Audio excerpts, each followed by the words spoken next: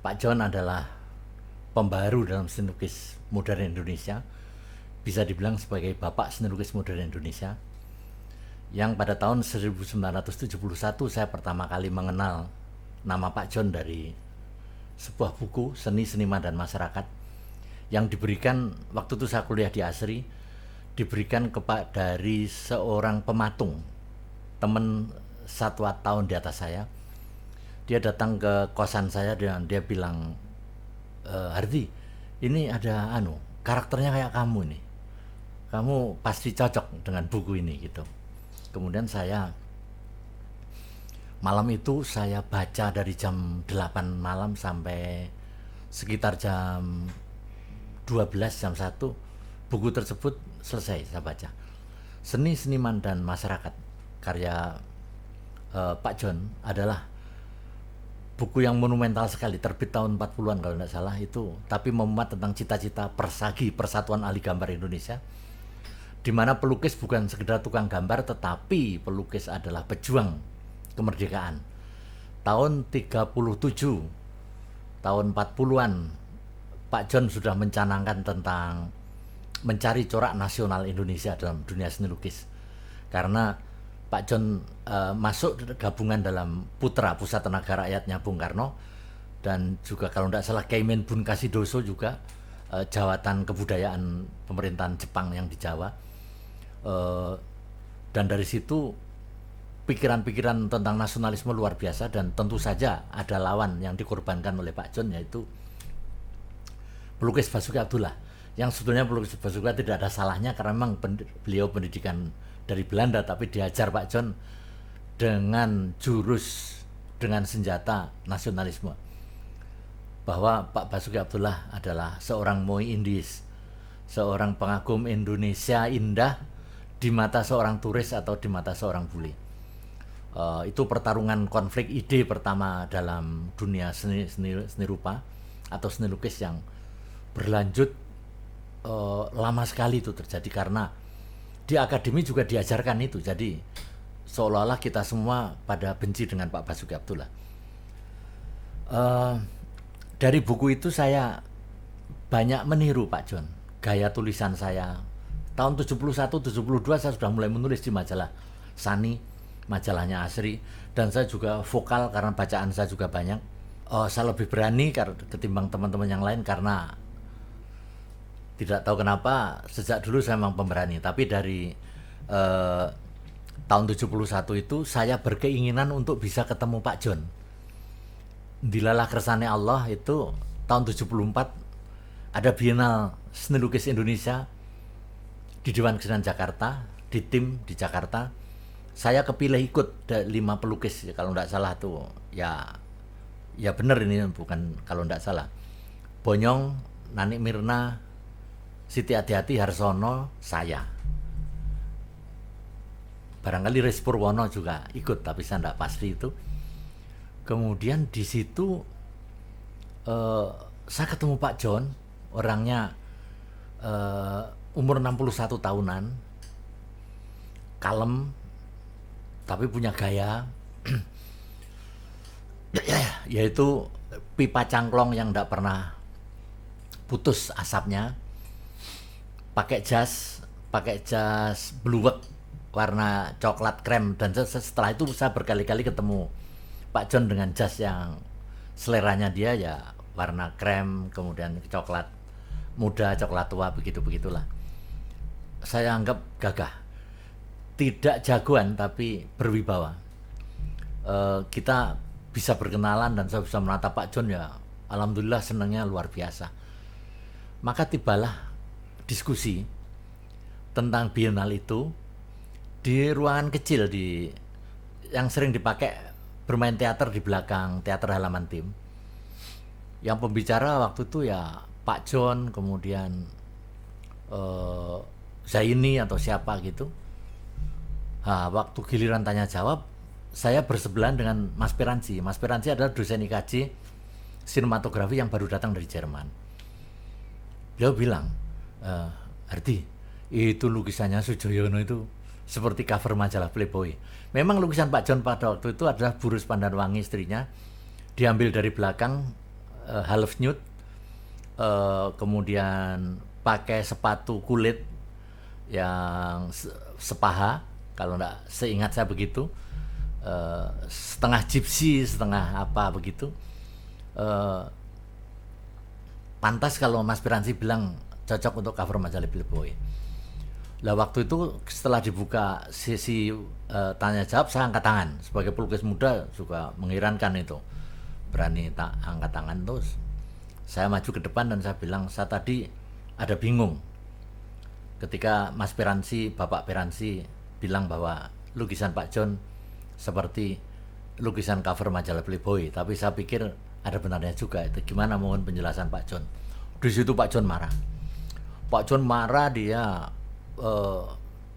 kayak jagoan gitu, dia maju ke podium sambil kacak pinggang, dia bilang, Piransi katanya, barangkali rekamannya masih ada ini, kalau kamu disuruh pilih perempuan sama gitar, kamu pilih mana katanya?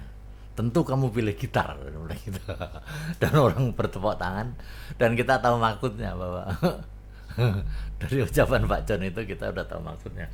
Setelah itu saya akrab dengan Pak John, kita foto bersama gitu. Oh, alangkah bahagianya waktu itu, saya surga sudah bisa bertemu dengan tokoh idola saya.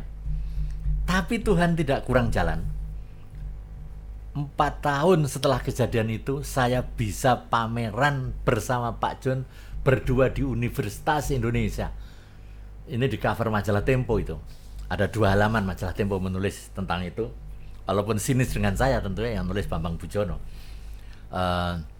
Pameran berdua, judulnya Realisme Dua Angkatan. Saya lukisannya tidak realis sekali kan, saya baru pulang dari Belanda. Ada mix fotografi, ada mix silk screen dan yang lain-lainnya. Tapi itu sebagai alasan untuk meramaikan gerakan mahasiswa yang anti NKKBKK oleh Pak Daud Yusuf, yang didemo mahasiswa dari mana-mana. Saya waktu itu dekat sekali dengan Mas Rendra. Tahun 78 tuh, bahkan barangkali serumah, saya waktu itu sudah serumah dengan Mas Rendra di Tomang Asli, kontrak rumah kecil peta. Di situ saya dikenalkan oleh Wiki. Wiki adalah putrinya Pak Sujoyono yang nomor 1, putrinya Burus Wadarwangi yang nomor 1. Wiki Sospol, jurusan Universitas Sosial di UI. Kemudian Ketua Dewan Mahasiswa Indra Budenani, juga Ibrahim Gidra Zakir. Jadi menjadi sahabat kita. Saya mendadak menjadi aktivis, setengah aktivis. Mas Rendra baca puisi di depan kampus Salemba, puisi-puisi protes. Jadi komplit lah itu. Dan pada pameran itu Pak John, seingat saya, pada pembukaan tidak datang, tapi Profesor Mahar Marjono datang. Yang datang pada pembukaan pameran saya adalah Poppy Darsono, sahabat dari Mas Rendra. Kemudian Ibu Baby Huai, mantan istrinya Bung Karno. Dan di situ Ibu Baby Huai membeli karya saya, Bung Karno yang masih muda. Itu membanggakan sekali saya. Dan ya saya dianggap anak-anak oleh Baby Huai waktu itu. Umur saya 24 atau berapa itu. Lebih ya. Kemudian pada tahun 80, tahun 78 tadi peristiwanya di situ, di Steleng Tentara, saya pameran dengan Pak John. Berdua sangat membanggakan.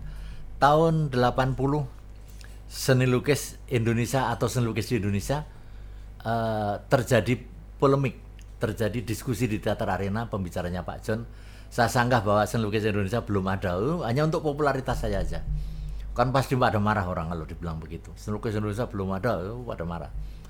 Yang ada seni lukis di Indonesia, karena ada Henry Matisse kecil, ada Oscar Kokosa kecil, ada Juan Miro kecil gitu untuk sinismenya. Artinya kita epigon barat. Seperti kalau tidak salah Trisno Sumarjo atau siapa ya ngecap bahwa seni lukis kita epigon barat. Pak Dan Suwaryono tidak bisa menulis kalau tidak pakai teori komparasi. Komparasi teori selalu pelukis Indonesia dibandingkan itu. Misalkan perjuangannya Pak Nasar dalam kesulitan hidup disamakan dengan Van Gogh. Jadi dan itu kita sedang euforia kesenian tahun-tahun itu. Kemudian saya beberapa kali datang ke rumah Pak John. saya ngelihat studionya tidak besar di Pasar Minggu, saya termasuk di welcome untuk datang di Pasar Minggu itu. Saya kaget beliau melukis tentang sidang Volkskrad, tapi dengan teknik yang sangat kuno, jadi tarik benang untuk perspektif. Saya tanya, Pak John, untuk apa ini sampai tarik benang? Untuk ini supaya perspektifnya benar, karena ini kan orderan dari pemerintah supaya adegannya betul. Oh, jadi Pak John itu bisa kompromi juga. Terus dia bilang begini, kamu jangan takut atau malu membesarkan potret, karena bisa untuk beli lipstick istrimu.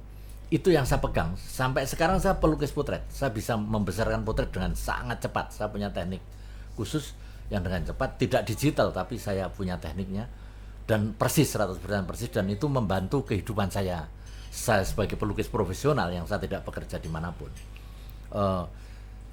Terus saya tanya, Pak John, yang Gusti Yesus disalib yang tunduk itu di mana itu? Oh, itu wis dadi sayur bayem. Artinya udah kejual. Jadi Pak John itu ungkapan-ungkapannya tuh mesra gitu, dan itu sering saya pegang. Seperti halnya gini, Hardi, ora ono alane kowe ngelukis rakyat, sebab nek kowe mati Gusti Allah orang ngidoni. Itu kan merinding saya. Jadi tidak ada jeleknya kamu itu melukis rakyat, karena kalau kamu mati Tuhan tidak akan meludaimu. Itu ndak ada, ini omongan ini selain dari saya ndak ada, bukan karangan, tapi kalau tidak sesungguhnya pasti saya ndak bisa ngarang sampai sejauh itu. Kemudian pada bulan Maret 1986 Pak John wafat. Saya langsung dari Pasar Minggu, waktu itu kalau ndak salah saya masih kontrak di Pasar Minggu, saya di Lenteng Agung. Saya meluncur ke Pasar Minggu, jam 9 pagi tiba. Itu yang layat baru satu orang, Bramasto. Bramasto itu pelukis ya muda, ya pelukis lekra gitu, pelukis rakyat zaman waktu itu, atau SIM saya lupa, tapi pelukis muda waktu itu. Dan ingat ya, Pak John itu selalu dibayang-bayangi ketika beliau masuk di Ormas Partai Komunis Indonesia. Makanya itu Ibu Rusmandarwangi juga overprotected untuk melindungi Pak John dari orang-orang politik misalkan, supaya tidak zamannya Soeharto kan luar biasa. Jadi supaya Pak John itu selamat gitu, dan itu merupakan anugerah. Pak John punya istri Burus yang sadar politik, itu juga itu memang sudah diatur Allah. Kita tidak mengesampingkan Bumia dan putra-putranya yang ditinggal oleh Pak John. Yang saya sendiri kenal dengan putra-putranya Pak John, Mas Tejo Bayu, orang yang saya hormati, yang masa mudanya sudah dibuang di Pulau Buru. Dan Pak John ketika wafat itu jam 9 masih ada Bramasto, kemudian jam 11 ada Ami Priyono, kemudian masih sama sedikit, dan kelompok gerejanya Burus yang datang nyanyi sayup-sayup. Kita berada di luar itu, di tengah halaman, dan baru sekitar jam 1, jam berapa Pak Fuad Hasan datang. Lega saya, seorang menteri datang, menteri pendidikan. Tapi dari situ terpetik dalam hati saya, bahwa pelukis selama tidak punya organisasi menderita kelemahan dalam kehidupan sosialnya. Seorang Pak John saja ketika wafat sangat sedikit yang melayat pada hari pertama, karena beliau seorang Kristen, barangkali sampai 2-3 hari, saya kurang jelas. Yang jelas waktu pemakaman saya ada fotonya di paling depan di Pak John itu. Kalau tidak salah saya dulu disuruh nyambut atau tidak, tapi seingat saya pokoknya saya berada di paling depan dengan baju merah. Pak John wafat, Indonesia kehilangan. Tapi masih ada waktu itu Pak Afandi, Pak Indra Gunawan. Pak Indra Gunawan sudah wafat juga tahun 1983, Pak Indra Gunawan. Jadi maka tonggak-tonggak seni lukis sudah roboh, dan saya alhamdulillah masih hidup sampai sekarang, dan saya mengenal, jadi saya bisa cerita. Saya tidak mengarang cerita, saya mengenal, saya tahu keringatnya Pak John, saya tahu caranya bicara, saya bau asapnya oncenya, dan saya mewarisi kegagahan intelektual.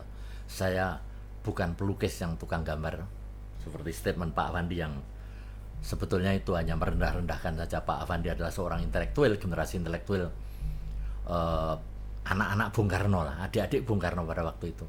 Saya mewarisi tradisi itu, tradisi intelektual. Itu kesan saya terhadap Pak John. Dan setelah Pak John wafat, saya mendirikan Himpunan Pelukis Jakarta. Himpunan Pelukis Jakarta mekar sampai ada 3-4 tahun sampai kita punya galeri sendiri di Kuningan. Tapi ya itu namanya pelukis, mereka rusak sendiri dari dalam, dan saya lepaskan. Saya tidak mau lagi bergaul dengan pelukis karena saya jarang sekali bergaul. Saya milih-milih banget karena saya trauma. Kalau pelukis memang sulit diajak maju, sulit diajak berorganisasi, sehingga sampai sekarang semakin lama semakin meleret. Tidak ada pelukis intelektual lagi yang lahir segede Pak John. Saya barangkali yang mencoba meraih predikat itu. Itu saja. Terima kasih.